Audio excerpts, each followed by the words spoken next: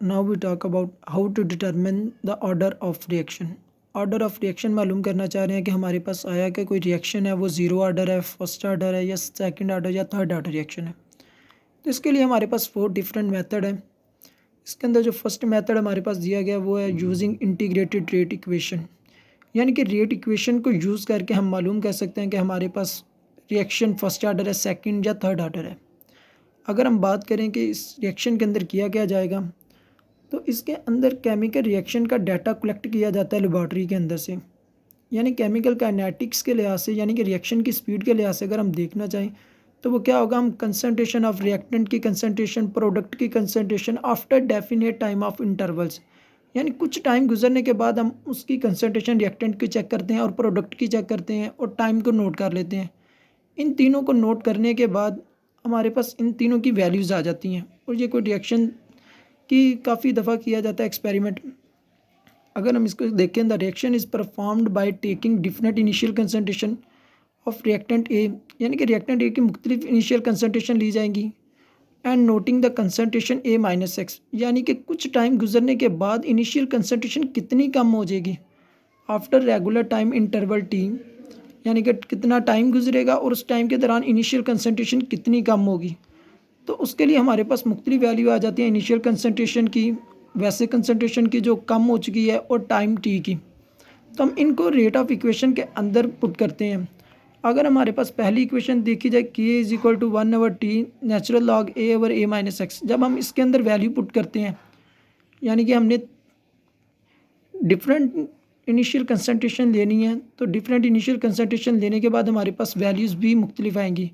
वो जो 2-3 हमारे पास वैल्यूज़ आई मुख्तलिफ इनिशियल कंसनट्रेशन लेने के बाद, हम उसको पुट करेंगे फर्स्ट इक्वेशन के अंदर जो फर्स्ट ऑर्डर के लिए है। अगर तो उसकी वैल्यू तीनों दफ़ा कांस्टेंट ही आई, यानी कि जैसा कि हमने बॉयज़ लॉ के अंदर पढ़ा था P V is equal to K, यानी कि जब भी हमने आंसर निकाला तो वो कांस्टेंट ही आया 2।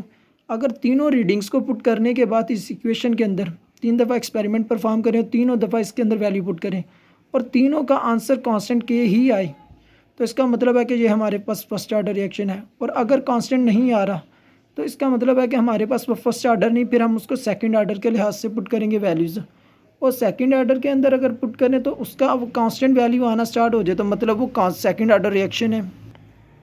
अगर सेकंड ऑर्डर रिएक्शन के अंदर भी उसकी कांस्टेंट वैल्यू ना आए तो फिर हम उसको थर्ड ऑर्डर रिएक्शन के अंदर वैल्यूज़ को सब्स्टिट्यूट कर देते हैं। और अगर थर्ड ऑर्डर के अंदर उसकी वैल्यू सारी कांस्टेंट आ जाए तो इसका मतलब है कि वो थर्ड ऑर्डर रिएक्शन है, और अगर सेकंड ऑर्डर के अंदर आ जाए तो फिर वो सेकंड ऑर्डर रिएक्शन है। और अगर वो सारी वैल्यूज़ पुट करने के कांस्टेंट के लिए फर्स्ट ऑर्डर रिएक्शन के लिए सारी ही कांस्टेंट आ जाए तो इसका मतलब होगा कि वो हमारे पास फर्स्ट ऑर्डर रिएक्शन है। The rate equation which yields a constant value of K correspond to the correct order of reaction.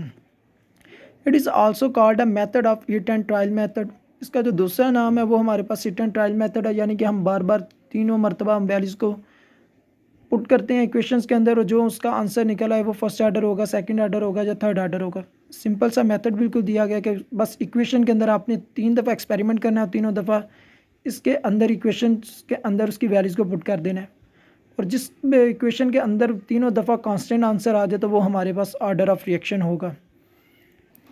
दूसरा मेथड हमारे पास दिया गया ग्राफिकल मेथड। ग्राफिकल मेथड क्या है कि हमारे पास एक रिएक्टेंट ए है जो प्रोडक्ट के अंदर कन्वर्ट हो रहा है।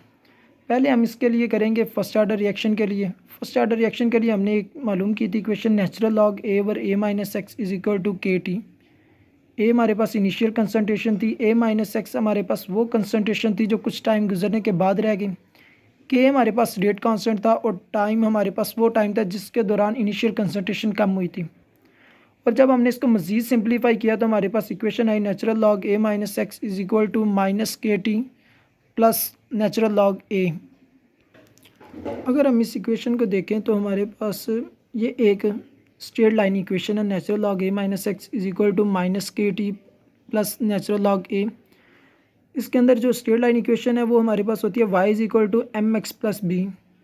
वाई हमारे पास क्या है कि y एक्सिस के ऊपर हमारे पास आ जाएगा नेचुरल लॉग ए माइनस एक्स, के हमारे पास आ जाएगा स्लोप माइनस के जिसको हम m से रिप्रेजेंट करते हैं, और x एक्सिस पे आ जाएगा हमारे पास t यानी कि वो टाइम, और प्लस b नेचुरल लॉग वो हमारे पास क्या होता है, वो हमारे हमारे पास इंटरसेप्ट होते हैं बी नेचुरल लॉग ए।